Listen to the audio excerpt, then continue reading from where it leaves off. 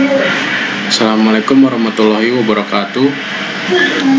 Kembali lagi dengan saya Ali Sandirianto dengan NPM 2017-4350 dan 483. Pada kesempatan kali ini saya akan menjelaskan mengenai tugas mata kuliah riset operasional, yaitu pemodelan linear programming kasus minimasi dengan penyelesaian metode simplex Big M.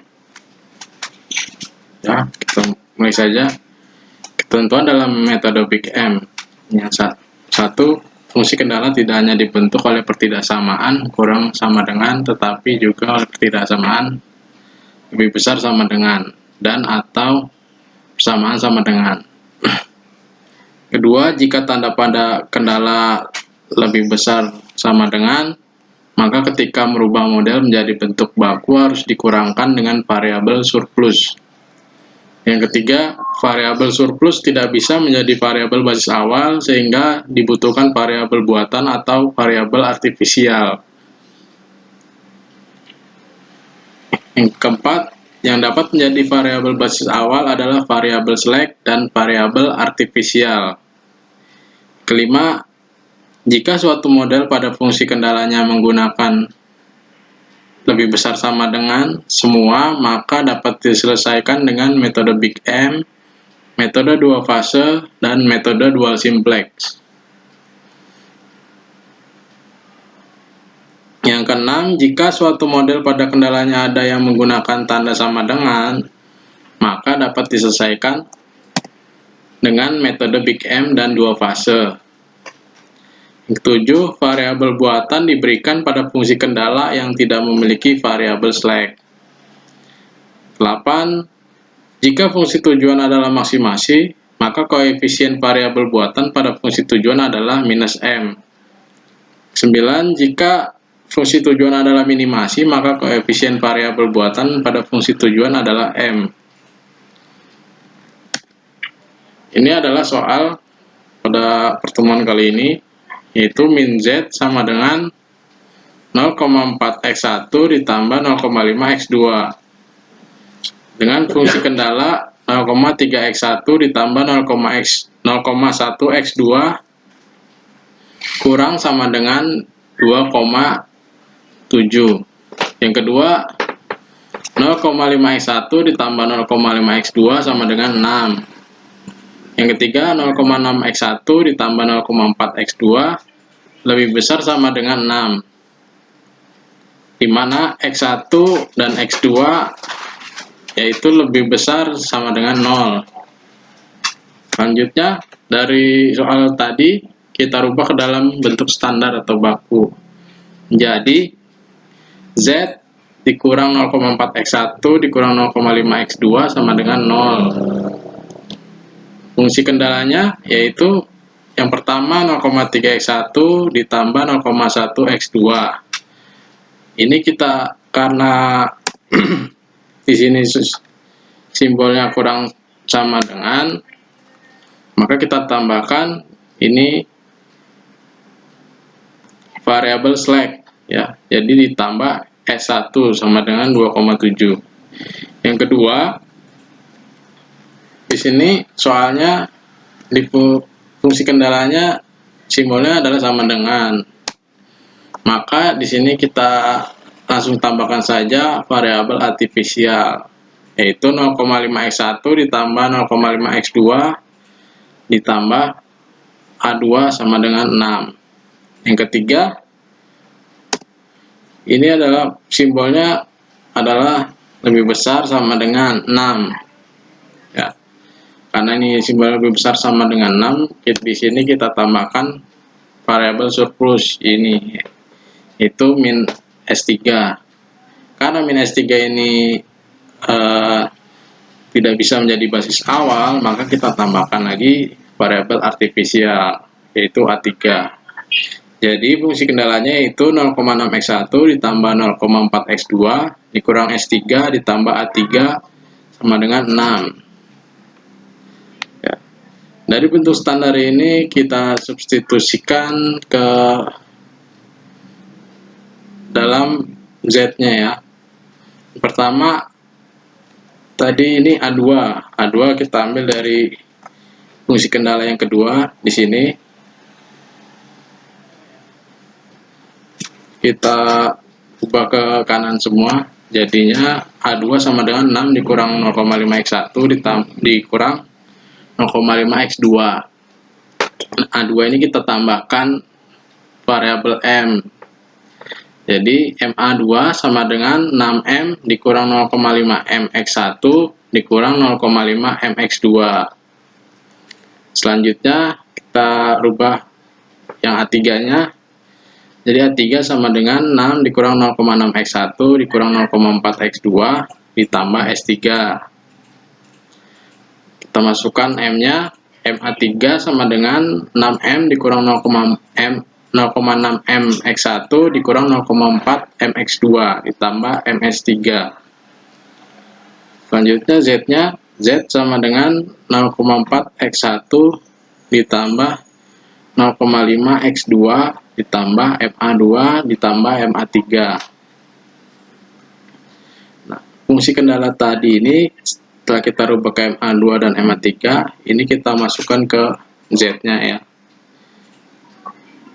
Menjadi Z sama dengan 0,4X1 ditambah 0,5X2 ditambah 6M dikurangi 0,5MX1 dikurangi 0,5MX2 ditambah 6M.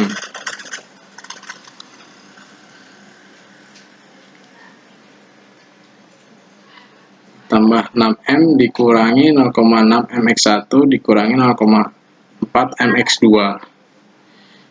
Ini selanjutnya Z menjadi Z sama dengan 0,4 dikurangi 1,1MX1 ditambah 0,5 dikurangi 0,9MX2 ditambah 0S1 ditambah 12M ditambah MS3. Maka fungsi tujuannya berubah menjadi Z dikurangi 0,4 dikurangi 1,1MX1 dikurangi dalam kurung 0,5 dikurangi 0,9M X2 dikurangi 0,0S1 dikurangi MS3 sama dengan 12M.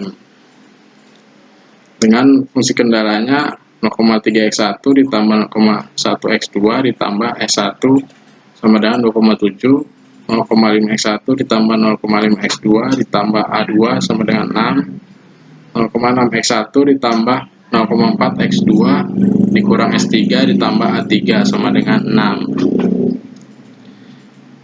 Nah, dari fungsi tujuan dan kendala ini kita masukkan ke dalam tabel.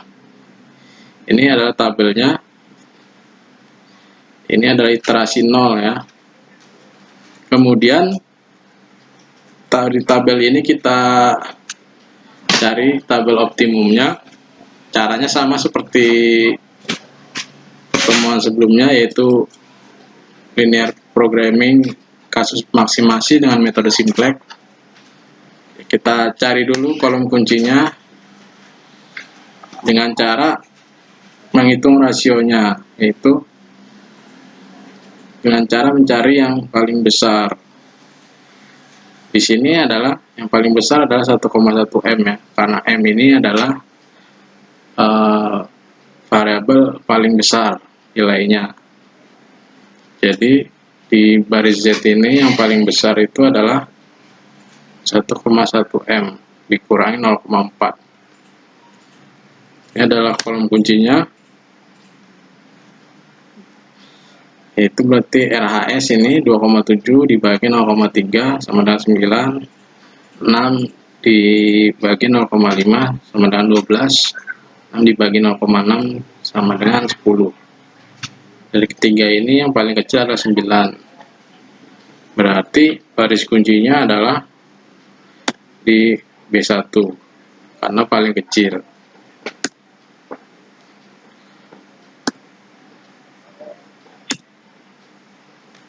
Dan ini adalah unsur kuncinya 0,3.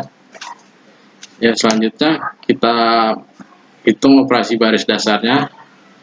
Yang pertama B1 aksennya sama dengan 1/0,3 dikali B1.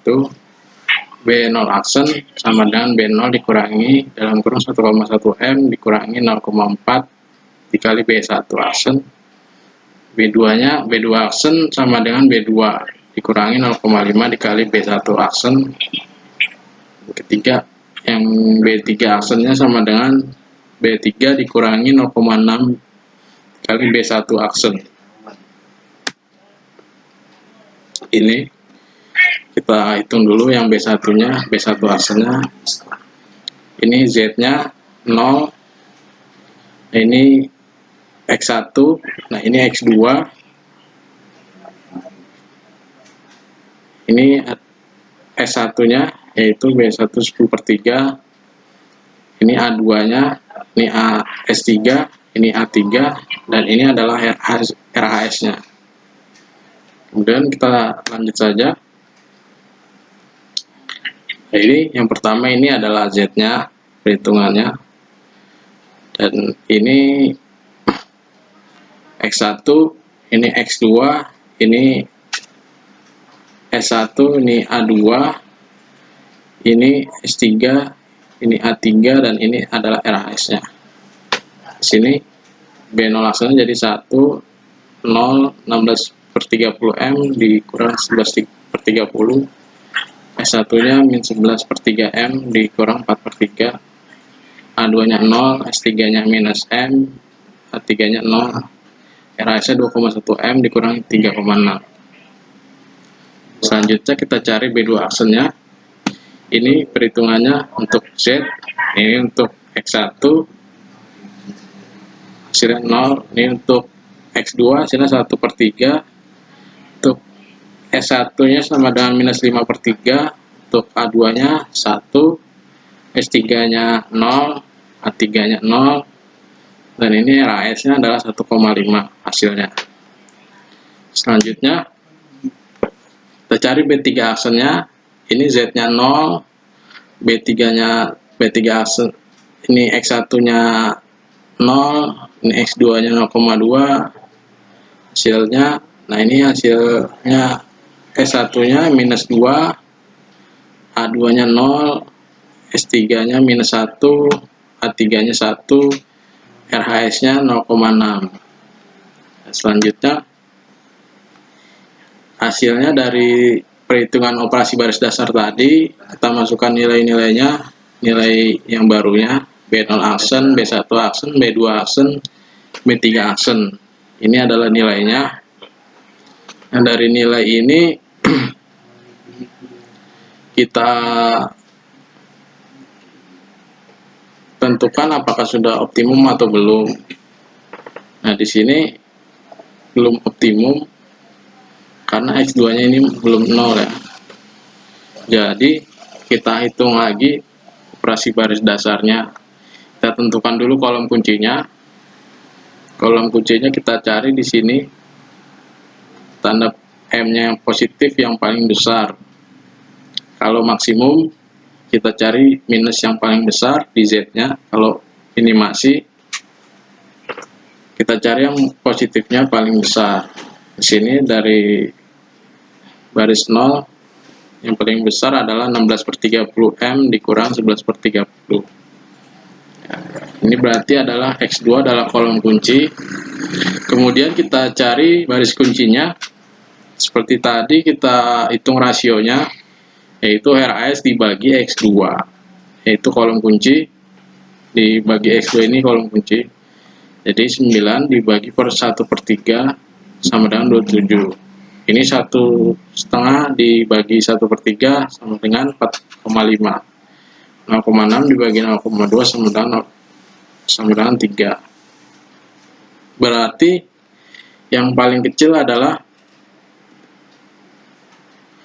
3. Berarti P3 aksen ini adalah baris yang paling kecil nilainya, nilai rasionya. Berarti ini adalah baris kunci. Dan 0,2 ini adalah unsur kuncinya ya, atau pivot kita bisa. Dan kita hitung lagi operasi baris dasarnya. seperti ini. B3 double aksen sama dengan 1 per 0,2 dikali B3 aksen. B0 double aksen sama dengan B0 aksen dikurangi dalam kurung 16 per 3M ditambah 11 per 30 dikali B3 double aksen. Yang ketiga, B2 double aksen sama dengan B2 aksen dikurangi 1 per 3 dikali B3 double aksen. Yang keempat, B1 double aksen sama dengan B1 aksen dikurangi 1 per 3 dikali B3 double aksen. Kita lanjut saja. Ini perhitungannya. Ini untuk perhitungan Z, hasilnya adalah 0, B3 double aksennya. Yang ini X1-nya 0, X2-nya 1, S1-nya minus 10, A2-nya 0, S3-nya minus 5, A3-nya 5, dan RHS-nya adalah hasilnya 3. Ya, untuk B3 double aksen. Selanjutnya kita carinya B0 double aksennya. Ini adalah perhitungan Z-nya. B0 double aksennya sama dengan 1. B0 double aksennya sama dengan 0 untuk X1-nya, dan X2-nya B0 double aksennya 0. Ini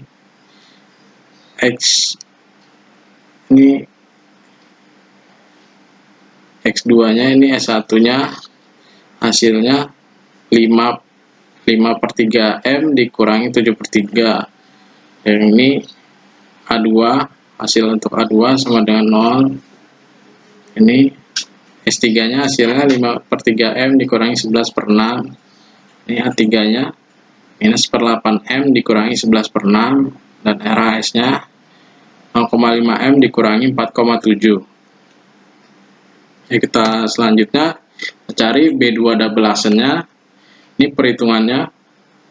Untuk Z-nya hasilnya sama dengan 0, X1-nya sama dengan 0, X2-nya sama dengan 0, S1-nya 5 per 3, A2-nya 1, S3-nya ini 5 per 3, A3-nya minus 5 per 3, dan RHS-nya 0,5.